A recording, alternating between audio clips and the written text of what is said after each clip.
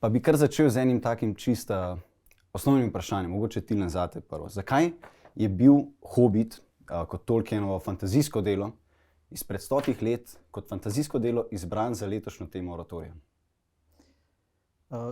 Ja, letos je bil na vrsti literarni lik, literarna zgodba, ker rotiramo na 3 letja, in na 3 leta pride na vrsto tudi neko literarno delo. In imeli smo dolg spisek knjig, junakov, ki bi jih lahko predstavili. V glavnem gre tukaj največkrat za izmišljene zgodbe, zdaj bolj fantazijske ali pa manj fantazijske, ampak nekako Hobit je izstopal po tem, da pri njem res ni težave iskati nekega krščanskega sporočila, ker ga je pisatelj res pisal kot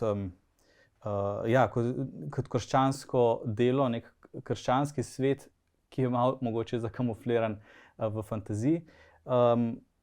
Vidimo pa vedno, se pravi, fantazijske zgodbe so tako kot pravljice, ne, imajo to moč, da nagovorijo na simbolični ravni, ne. Tam so vse bitja, ki so, ne, ali pa boji, ki se dogajajo, so simbolni boji, kar se dogaja velikokrat v naši notranjosti. Se tam dogaja fizično, recimo, ne, z meči in loki. Ampak zato, ker se na ta način to predstavi, je lahko se dejansko vsak najde v tem. Vsak se najde v teh dogajanjih, ki se dogajajo v pravljicah, a ne, nekje globoko v sebi, ker opisujejo, tudi kakor bomo gotovo še kasneje govorili, opisujejo potovanje vsakega človeka lahko.